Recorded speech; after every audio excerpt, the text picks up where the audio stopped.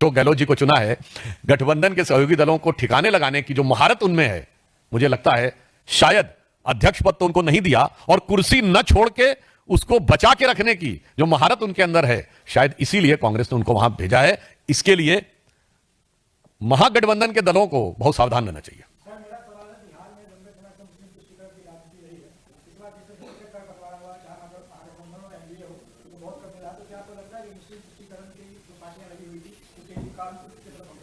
देखिए, मैं सिर्फ यह कहना चाहूंगा कि कट्टरपंथी सोच का तुष्टीकरण जो इंडी गठबंधन के दलों ने किया, अब समाज का हर वर्ग उसे समझता जा रहा है। जो लोग हम पे आरोप लगाते थे, मैं विनम्रता से पूछ रहा हूं, आपने कहा कि अभी जो पहले चरण में सीटों में जो जितनी सीटें अनाउंस हुई उसमें नहीं है, मैं याद दिलाना चाहता हूं, पूछिए कि लोकसभा चुनाव हुआ था 2024 का 542 में जरा 120 उम्मीदवार बता दें 20% के हिसाब से।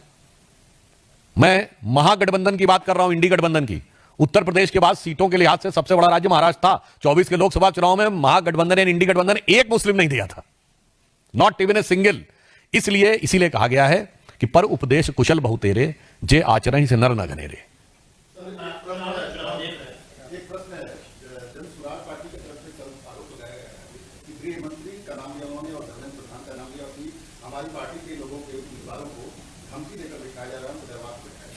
देखिए, मुझे लगता है कि जो लोग अपनी पार्टी पर ही विश्वास नहीं बना पाए हैं, तो जनता का विश्वास क्या बना पाएंगे?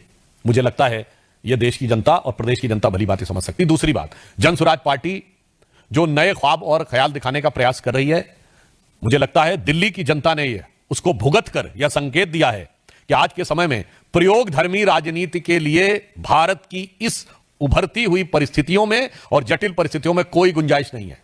Any new experimental politics can be detrimental, यह साबित हो चुका है। तो मुझे लगता है, और वैसे मैं एक और बात लोगों को याद दिला दूं, ये जो नए प्रयोग और आंदोलन के नाम पर जो सरकारें आने का प्रयास करती हैं, अक्सर उनके परिणाम बहुत प्रतिकूल होते हैं। श्री लालू प्रसाद यादव जी भी जब आए थे तो विश्वनाथ प्रताप सिंह जी के नेतृत्व में भ्रष्टाचार के विरुद्ध हुए, बोफोर्स के घोटाले के विरुद्ध आंदोलन करके आए थे और भ्रष्टाचार के वो कीर्तिमान स्थापित किए हैं कि आज उसी के आरोप में चुनाव लड़ने में अयोग्य हैं। तो यह सब प्रमाण साबित है कि इस प्रकार, और अभी आपने देखा अन्ना आंदोलन से निकली हुई पार्टी ने क्या क्या कमाल किया है, शीश महल से लेके और एक एक पौवे के बदले दूसरा पौवा देने में। तो बिहार की जनता को बहुत समझदारी के साथ समझना चाहिए कि इस समय किसी नए प्रयोग की गुंजाइश या उसको थोड़े से भी विचार करने की गुंजाइश नहीं है। और जांचे परखे खरे, तपे तपाए आजमाए, मोदी जी और नीतीश कुमार जी के नेतृत्व में ही विश्वास व्यक्त करेगी, ऐसा हमारा विश्वास है।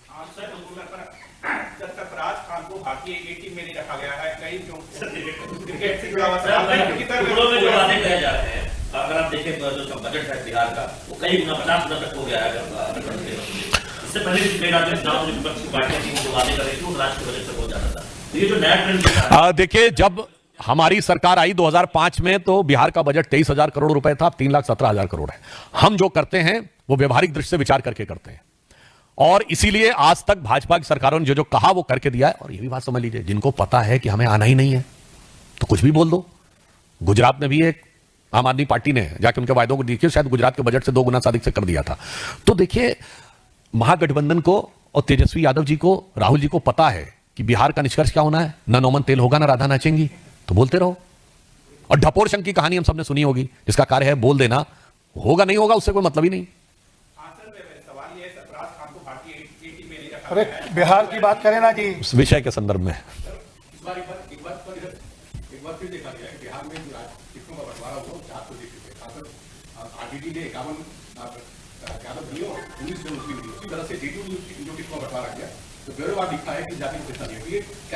देखिए, हम समाज के सभी वर्गों को समुचित प्रतिनिधित्व देकर, समाज के सभी वर्गों को न्याय और सम्मान देकर राजनीति में आगे बढ़ाना चाहते हैं, और दूसरे दल समाज के सभी वर्गों में घमासान करके आगे बढ़ना चाहते हैं। आप लालू प्रसाद यादव जी का एक पुराना डायलॉग याद करिए, ये तो वो पार्टी है जिसके वर्तमान राष्ट्रीय अध्यक्ष जो चुनाव लड़ने से महरूम हैं अदालती आदेश से, उनका एक प्रसिद्ध डायलॉग हुआ करता था, don't cast your vote, vote your caste. अरे भाई, जिस पार्टी का आदर्श वाक्य ये रहा हो, don't cast your vote, vote your caste, उन्होंने इसके दलदल में पहुंचाया है। और इसीलिए, और उसमें भी कोई जातवाद से उनका मतलब नहीं है। आज बताइए, राजद के राष्ट्रीय अध्यक्ष लालू प्रसाद यादव जी, नेता प्रतिपक्ष विधानसभा तेजस्वी यादव जी, नेता प्रतिपक्ष विधान परिषद राबड़ी जी, इसमें जाति कहां है? सिर्फ परिवार है। परिवार की गणना होती रहे पूरी और फिर कहो जात की गणना है बहुत जरूरी। परिवार की हाथ में सत्ता संपूर्णन और जनता को जातिवाद का चूरन। मित्रों, बिहार में चुनावी प्रक्रिया गतिमान है और महागठबंधन में आपस में छिड़ा घमासान है। और वो घमासान इस सीमा तक है कि जो लोग मतदाता सूची सही न बना पाने का स्वांग रचकर भ्रम पैदा कर रहे थे, वो ना अपने गठबंधन दलों की सूची फाइनल कर पाए हैं और ना अपने प्रत्याशियों की सूची फाइनल कर पाए, न साझा घोषणा पत्र बना पाए हैं, न साझा प्रेस कॉन्फ्रेंस कर पाए हैं, न साझा सीएम क्या डिप्टी सीएम का भी निर्धारण नहीं कर पाए हैं। और अब झारखंड मुक्ति मोर्चा के उद्घोषणा के बाद तो महागठबंधन को झारखंड से खंड खंड करने का संदेश बहुत स्पष्ट चला गया है। और उसके बाद अब उन्होंने, कांग्रेस ने अपने विशेषज्ञ महानुभाव और राजस्थान के पूर्व मुख्यमंत्री श्री अशोक गहलोत जी को बुलाया है, ऐसी मीडिया में खबर है। अशोक गहलोत जी, कोई भी गंभीर व्यक्ति समझ सकता है, बिहार की आबादी वर्तमान समय के प्रोजेक्शन के अनुसार 13.5 करोड़ है और 4.2% पर फैमिली ऑन एन एवरेज होते हैं। अगर आप उससे डिवाइड करें तो 3 करोड़ कुछ लाख के आसपास आता है। 23 लाख लोगों के पास सरकारी नौकरियां, उनको आप हटा दें तो भी 2 करोड़ 90 लाख के आसपास परिवार पड़ते हैं। और हर व्यक्ति को अगर आप सरकारी नौकरी देंगे तो मिनिमम 30-35 हजार तनख्वाह से लेकर 2 लाख तक की तनख्वाह होती है, यानी 70-75 हजार रुपए ऑन एन एवरेज सैलरी पड़ेगी। तो मतलब 10 लाख रुपए साल, और 10 लाख रुपए साल को अगर आप 2 करोड़ 90 से गुणा कर दें तो 29 लाख करोड़ रुपए। बिहार का बजट है 3,17,000 करोड़ रुपए। कहावत होती है उतने पांव पसारिए जितनी चादर होए, पर उतनी बात बोलिए जिसका 1/10 भी बजट न होए। ये अगर करके दिखाया है तो तेजस्वी जी ने। और यहां पर यह भी समझ में आता है कि यदि पर्याप्त और उचित शिक्षा ना हो तो नेता किस प्रकार की बात करने का प्रयास करता। और आज उन्होंने एक और काम किया, देखिए बहुत साफ दिखाई पड़ता है। जहां तक एनडीए और भारतीय जनता पार्टी का प्रश्न है, महिलाओं के सशक्तिकरण, आर्थिक सशक्तिकरण, जो हमने 75 लाख महिलाओं को 10,000 रुपए देने का कार्य किया, वो सिर्फ घोषणा नहीं की, कार्य किया है। और बिहार में इससे पहले के दौर में भी श्री नीतीश कुमार जी के आने के बाद महिलाओं के और लड़कियों की शिक्षा के विकास से लेकर हमारी जब सरकार आई तब महिलाओं में शिक्षा दर बिहार में 33% थी, अब 74% है।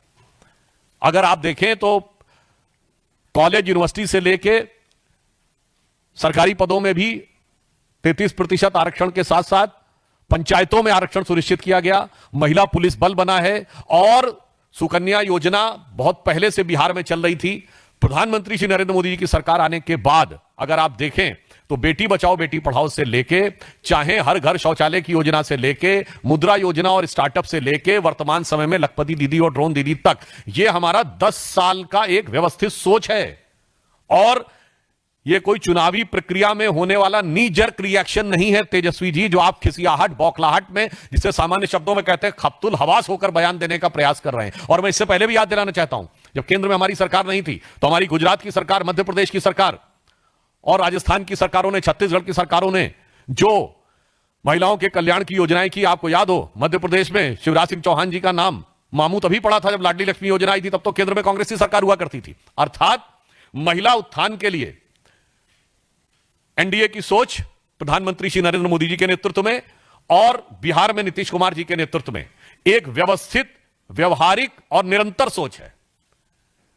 It is a methodical, consistent and pragmatic approach. जबकि उनकी तरफ से मैं सिर्फ यह कहना चाहूंगा, कई बार जो राजद के लोग बोलते हैं उनके मन का मनोभाव समझने का प्रयास करना चाहिए। आपने देखा जब तेजस्वी जी ने कहा था 10 लाख नौकरी देंगे, 20 लाख नौकरी देंगे, तो अंतर्निहित मनोभाव शायद जनता नहीं समझ पाई थी, अब समझ गई। उनका मनोभाव यह था 10 लाख में नौकरी देंगे, वो में शब्द छुपा ले गए थे। 20 लाख में नौकरी देंगे और नहीं होगा 10-20 लाख तो जमीन ले लेंगे। अब आपने देखा अगर उन्होंने कहा कि हर घर को नौकरी देंगे, आप समझ नहीं पा रहे हैं। इसका अर्थ हो गया जिस घर में सरकारी नौकरी लेनी होगी, जमीन तो पहले ली जा चुकी है, अब घर बार भी बेच देना पड़ेगा। मतलब भाव यह हो गया सरकारी नौकरी के बदले में घर ले लेंगे, अभी तक तो जमीन ली थी। और जहां तक वो महिलाओं की बात कर रहे हैं, मुझे लगता है राजद का कोई व्यक्ति यदि ये बोले, लालू प्रसाद यादव जी के शासनकाल में आजीविका तो छोड़िए, जान और सम्मान पे महिलाओं के जितने बड़े खतरे रहते थे, वो मुझे लगता है आज भी बिहार भूला नहीं है। जो लोग भी 30 वर्ष या उससे अधिक आयु के होंगे, यानी 20 साल पहले की जिनको मेमोरी होगी, उनके दिमाग में बहुत स्पष्ट रूप से होगा।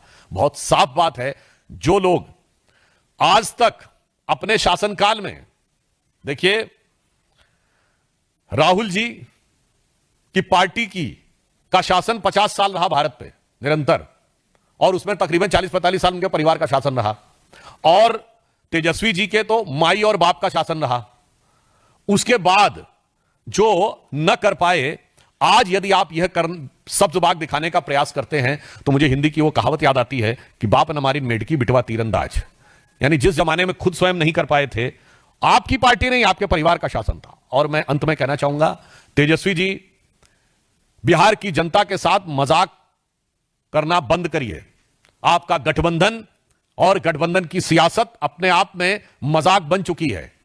बिहार बहुत प्रबुद्ध, राजनीतिक दृष्टि से बहुत जागरूक लोगों का प्रदेश है। यह भगवान बुद्ध का प्रदेश है, इसे बुद्धू बनाने का प्रयास मत करिए।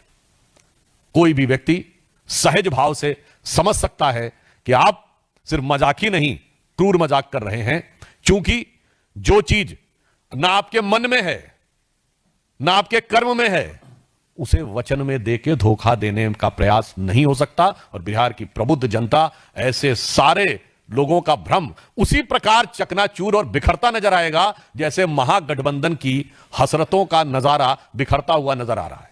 तो अंत में मैं सिर्फ पुनः एक बात कहूंगा कि तेजस्वी जी और इंडी गठबंधन, महागठबंधन के लोगों से बिहार की प्रबुद्ध जनता और भगवान बुद्ध के प्रदेश बिहार को बुद्धू बनाने या बुद्धू समझने का प्रयास न करिए। और जो कुछ आपके गठबंधन में हो रहा है, उसके लिए यह पंक्ति कहना चाहूंगा कि इस गठबंधन का तो कोई सिला ही नहीं, कौन किससे मिला है यह पता ही नहीं। इस गठबंधन का तो कोई सिला ही नहीं, कौन किससे मिला है यह पता ही नहीं। और लाख चेहरे बदल के आ जाते हैं ये, पर आईना कमबख्त झूठ बोलता ही नहीं। धन्यवाद। कल वहां बिहार में महागठबंधन की पीसी है, उसमें तेजस्वी यादव को एक फेस घोषित कर सकते हैं सीएम चेहरे के लिए। मुझे लगता है अभी तक महागठबंधन का चेहरा जितना बदरंग नजर आ रहा है, अब उसके बाद जब चुनावी प्रक्रिया अपने पहले चरण को पूर्ण कर चुकी है, यानी पहले चरण का तो नामांकन वगैरह सब पूर्ण हो चुका, उसके बाद भी ये कुछ करना चाहें, तो मुझे लगता है कि अब बिहार की जनता समझ चुकी है कि ना तो इसमें कोई यथार्थ है ना सामंजस्य है। अगर विवशता में ये कोई कवर अप करना चाहें, जैसे होता ना कि ढकने का प्रयास करें, तो सिर्फ एक ही पंक्ति कहूंगा कि अब जो स्थिति हो चुकी है कि बिगड़ी बात बने नहीं, लाख करो किन कोय, रहीमन बिगड़े दूध को मथे न माखन होए। सर अशोक गहलोत जी की मीटिंग हुई है लालू प्रसाद यादव और तेजस्वी जी से, उन्होंने कहा है कि कल सारा कंफ्यूजन दूर कर दिया जाएगा और 5 से 10 सीट ऐसी है जहां पर की फ्रेंडली फाइट हो सकती है। नहीं, वो फाइट में कितना फ्रेंडली है और कितना मतलब आप ये कह सकते हैं कितना डेट्रीमेंटली है, ये आने वाले समय में पता लगेगा। और देखिए, अशोक गहलोत जी तो भारत के इतिहास के अद्भुत नेता हैं। आप याद करिए, जब खड़गे जी अध्यक्ष बने हैं तो उससे पहले नाम चल रहा था अशोक गहलोत जी अध्यक्ष बन सकते हैं, मगर वो कुर्सी छोड़ने को तैयार नहीं हुए थे। और फिर मजे की बात यह, भारत के इतिहास में कोई ऐसा उदाहरण नहीं होगा कि जिस व्यक्ति का नाम पार्टी के राष्ट्रीय अध्यक्ष के लिए विचार हो रहा हो वो बागी हो गया हो। और उस समय राजस्थान के मुख्यमंत्री नहीं, राजस्थान के प्रदेश अध्यक्ष और विधानसभा अध्यक्ष की बागी खेमे में हो गए थे। तो मुझे लगता है कांग्रेस ने बहुत सोच समझ के अखिलेश जी को चुना है कि गठबंधन के सहयोगी दलों को ठिकाने लगाने से लेके अशोक गहलोत जी को चुना है। गठबंधन के सहयोगी दलों को ठिकाने लगाने की जो महारत उनमें है, मुझे लगता है शायद अध्यक्ष पद तो उनको नहीं दिया, और कुर्सी न छोड़ के उसको बचा के रखने की जो महारत उनके अंदर है, शायद इसीलिए कांग्रेस ने उनको वहां भेजा है। इसके लिए महागठबंधन के दलों को बहुत सावधान रहना चाहिए।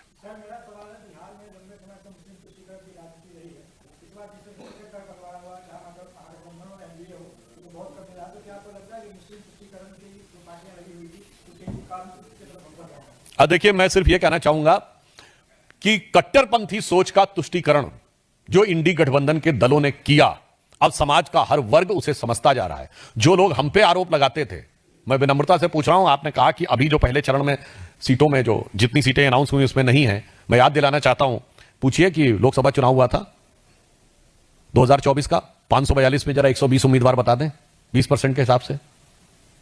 मैं महागठबंधन की बात कर रहा हूं, इंडी गठबंधन की, उत्तर प्रदेश के बाद सीटों के लिहाज से सबसे बड़ा राज्य महाराष्ट्र था। 24 के लोकसभा चुनाव में महागठबंधन एंड इंडी गठबंधन एक मुस्लिम नहीं दिया था, नॉट इवन ए सिंगल। इसीलिए कहा गया है कि पर उपदेश कुशल बहु तेरे, जे आचरण से नर न घनेरे।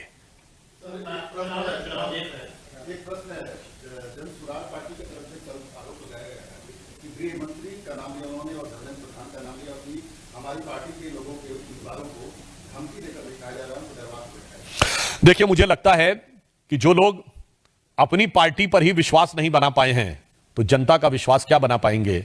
मुझे लगता है यह देश की जनता और प्रदेश की जनता भली बातें समझ सकती। दूसरी बात, जन स्वराज पार्टी जो नए ख्वाब और ख्याल दिखाने का प्रयास कर रही है, मुझे लगता है दिल्ली की जनता ने उसको भुगत कर यह संकेत दिया है कि आज के समय में प्रयोग धर्मी राजनीति के लिए भारत की इस उभरती हुई परिस्थितियों में और जटिल परिस्थितियों में कोई गुंजाइश नहीं है। Any new experimental politics can be detrimental, यह साबित हो चुका है। तो मुझे लगता है, और वैसे मैं एक और बात लोगों को याद दिला दूं, ये जो नए प्रयोग और आंदोलन के नाम पर जो सरकारें आने का प्रयास करती हैं, अक्सर उनके परिणाम बहुत प्रतिकूल होते हैं। श्री लालू प्रसाद यादव जी भी जब आए थे तो विश्वनाथ प्रताप सिंह जी के नेतृत्व में भ्रष्टाचार के विरुद्ध हुए, बोफोर्स के घोटाले के विरुद्ध आंदोलन करके आए थे और भ्रष्टाचार के वो कीर्तिमान स्थापित किए हैं कि आज उसी के आरोप में चुनाव लड़ने में अयोग्य हैं। तो यह सब प्रमाण साबित है कि इस प्रकार, और अभी आपने देखा अन्ना आंदोलन से निकली हुई पार्टी ने क्या क्या कमाल किया है, शीश महल से लेके और एक एक पौवे के बदले दूसरा पौवा देने में। तो बिहार की जनता को बहुत समझदारी के साथ समझना चाहिए कि इस समय किसी नए प्रयोग की गुंजाइश या उसको थोड़े से भी विचार करने की गुंजाइश नहीं है। और जांचे परखे खरे, तपे तपाए आजमाए, मोदी जी और नीतीश कुमार जी के नेतृत्व में ही विश्वास व्यक्त करेगी, ऐसा हमारा विश्वास। सरफराज खान को भारतीय ए टीम में नहीं रखा गया है, कई जो क्रिकेट से जुड़ा हुआ टुकड़ों में जो बातें कहे जा रहे हैं, अगर आप देखें तो जो बजट है बिहार का, वो कई गुना 50 गुना तक हो गया है। इससे पहले भी पिछले राज्य में चुनाव में विपक्ष की पार्टियां थी, जो वादे कर रही थी, उस राज्य के बजट से बहुत ज्यादा था। तो ये जो नया ट्रेंड देखिए, जब हमारी सरकार आई 2005 में तो बिहार का बजट 23,000 करोड़ रुपए था, अब 3,17,000 करोड़ है। हम जो करते हैं वो व्यवहारिक दृष्टि से विचार करके करते हैं और इसीलिए आज तक भाजपा की सरकारों ने जो जो कहा वो करके दिया है। और ये भी बात समझ लीजिए, जिनको पता है कि हमें आना ही नहीं है तो कुछ भी बोल दो। गुजरात में भी एक आम आदमी पार्टी ने जाके उनके वायदों को देखिए, शायद गुजरात के बजट से 2 गुना अधिक से कर दिया था।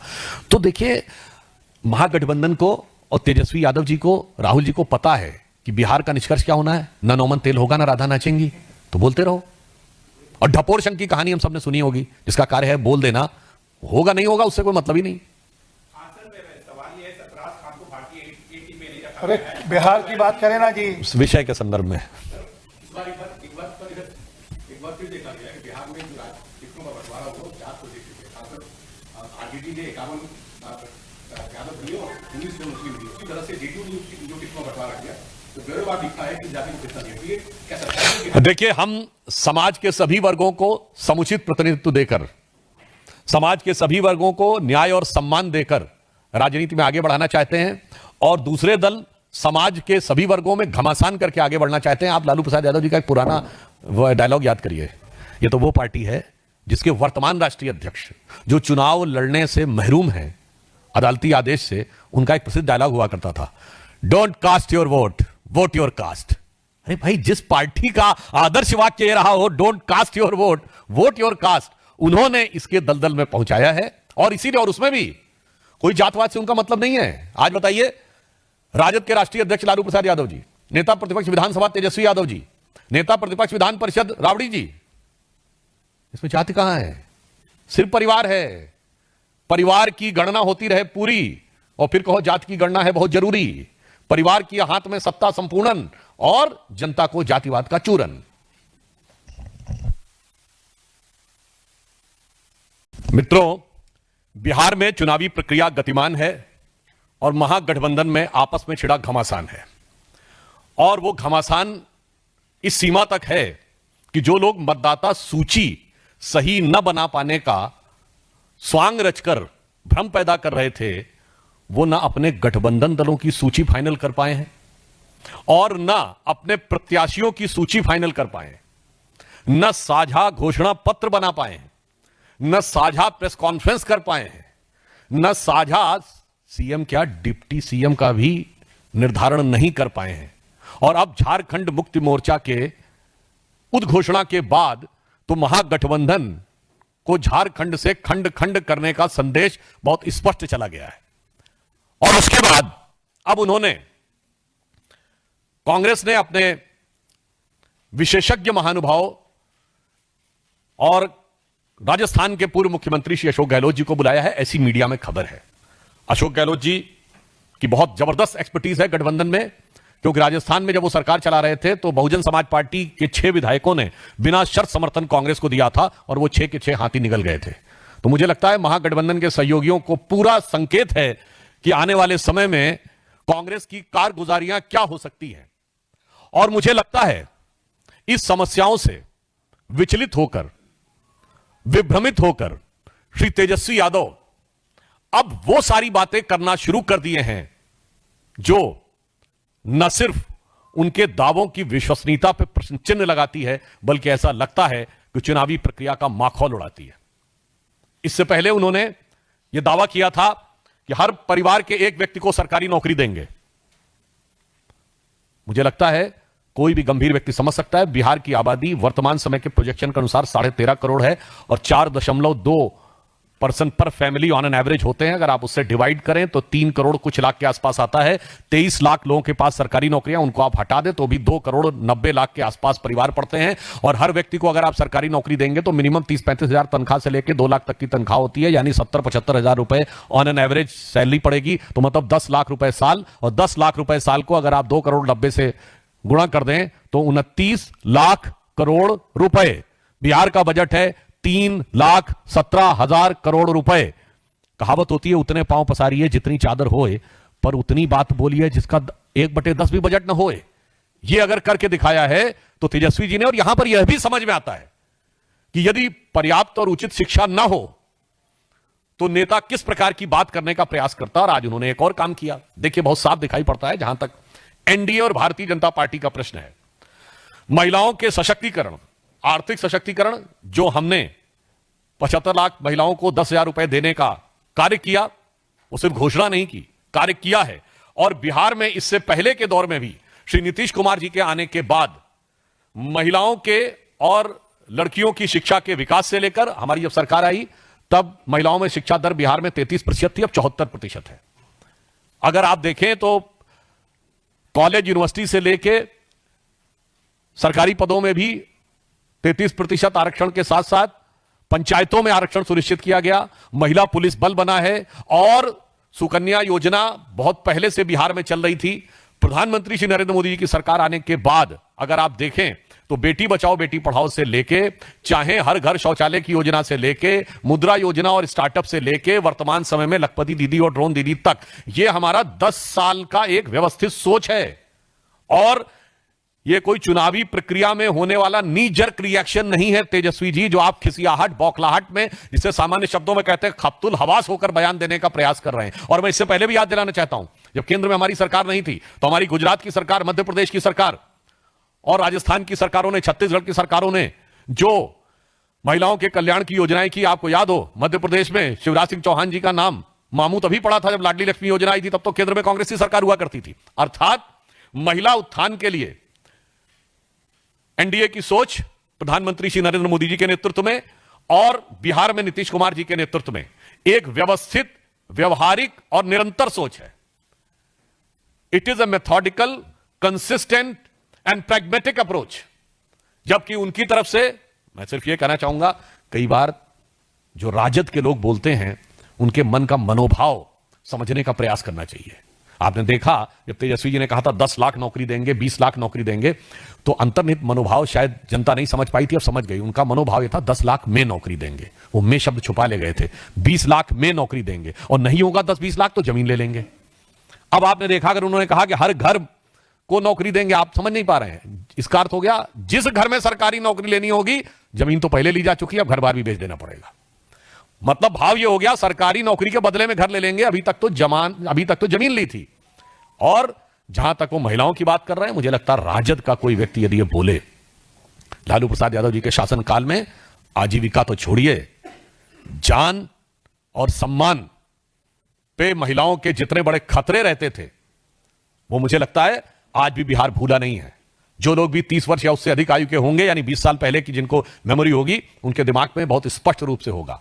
बहुत साफ बात है, जो लोग आज तक अपने शासनकाल में, देखिए राहुल जी की पार्टी का शासन 50 साल रहा भारत पे निरंतर, और उसमें तकरीबन 40-45 साल उनके परिवार का शासन रहा, और तेजस्वी जी के तो माई और बाप का शासन रहा।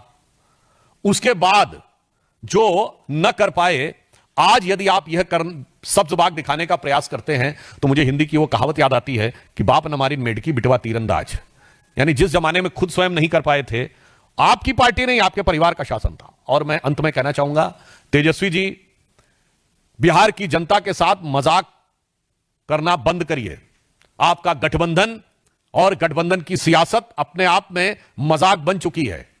बिहार बहुत प्रबुद्ध, राजनीतिक दृष्टि से बहुत जागरूक लोगों का प्रदेश है। यह भगवान बुद्ध का प्रदेश है। इसे बुद्धू बनाने का प्रयास मत करिए। कोई भी व्यक्ति सहज भाव से समझ सकता है कि आप सिर्फ मजाक ही नहीं, क्रूर मजाक कर रहे हैं, क्योंकि जो चीज ना आपके मन में है, ना आपके कर्म में है, उसे वचन में देके धोखा देने का प्रयास नहीं हो सकता। और बिहार की प्रबुद्ध जनता ऐसे सारे लोगों का भ्रम उसी प्रकार चकनाचूर और बिखरता नजर आएगा, जैसे महागठबंधन की हसरतों का नजारा बिखरता हुआ नजर आ रहा है। तो अंत में मैं सिर्फ पुनः एक बात कहूंगा कि तेजस्वी जी और इंडी गठबंधन, महागठबंधन के लोगों से बिहार की प्रबुद्ध जनता और भगवान बुद्ध के प्रदेश बिहार को बुद्धू बनाने या बुद्धू समझने का प्रयास न करिए। और जो कुछ आपके गठबंधन में हो रहा है, उसके लिए यह पंक्ति कहना चाहूंगा कि इस गठबंधन का तो कोई सिला ही नहीं, कौन किससे मिला है यह पता ही नहीं। इस गठबंधन का तो कोई सिला ही नहीं, कौन किससे मिला है यह पता ही नहीं। और लाख चेहरे बदल के आ जाते हैं ये, पर आईना कमबख्त झूठ बोलता ही नहीं। धन्यवाद। कल वहां बिहार में महागठबंधन की पीसी है, उसमें तेजस्वी यादव को एक फेस घोषित कर सकते हैं सीएम चेहरे के लिए। मुझे लगता है अभी तक महागठबंधन का चेहरा जितना बदरंग नजर आ रहा है, अब उसके बाद जब चुनावी प्रक्रिया अपने पहले चरण को पूर्ण कर चुकी है, यानी पहले चरण का तो नामांकन वगैरह सब पूर्ण हो चुका, उसके बाद भी ये कुछ करना चाहें, तो मुझे लगता है कि अब बिहार की जनता समझ चुकी है कि ना तो इसमें कोई यथार्थ है, ना सामंजस्य है। अगर विवशता में ये कोई कवर अप करना चाहें, जैसे होता ना कि ढकने का प्रयास करें, तो सिर्फ एक ही पंक्ति कहूंगा कि अब जो स्थिति हो चुकी है कि बिगड़ी बात बने नहीं, लाख करो किन कोय, रहीमन बिगड़े दूध को मथे न माखन होए। सर अशोक गहलोत जी की मीटिंग हुई है लालू प्रसाद यादव और तेजस्वी जी से। उन्होंने कहा है कि कल सारा कंफ्यूजन दूर कर दिया जाएगा और 5 से 10 सीट ऐसी है जहां पर की फ्रेंडली फाइट हो सकती है। नहीं, वो फाइट में कितना फ्रेंडली है और कितना मतलब आप ये कह सकते हैं कितना डेट्रीमेंटली है, ये आने वाले समय में पता लगेगा। और देखिए, अशोक गहलोत जी तो भारत के इतिहास के अद्भुत नेता हैं। आप याद करिए, जब खड़गे जी अध्यक्ष बने हैं तो उससे पहले नाम चल रहा था अशोक गहलोत जी अध्यक्ष बन सकते हैं, मगर वो कुर्सी छोड़ने को तैयार नहीं हुए थे। और फिर मजे की बात यह, भारत के इतिहास में कोई ऐसा उदाहरण नहीं होगा कि जिस व्यक्ति का नाम पार्टी के राष्ट्रीय अध्यक्ष के लिए विचार हो रहा हो वो बागी हो गया हो। और उस समय राजस्थान के मुख्यमंत्री नहीं, राजस्थान के प्रदेश अध्यक्ष और विधानसभा अध्यक्ष की बागी खेमे में हो गए थे। तो मुझे लगता है कांग्रेस ने बहुत सोच समझ के अखिलेश जी को चुना है कि गठबंधन के सहयोगी दलों को ठिकाने लगाने से लेके अशोक गहलोत जी को चुना है। गठबंधन के सहयोगी दलों को ठिकाने लगाने की जो महारत उनमें है, मुझे लगता है शायद अध्यक्ष पद तो उनको नहीं दिया, और कुर्सी न छोड़ के उसको बचा के रखने की जो महारत उनके अंदर है, शायद इसी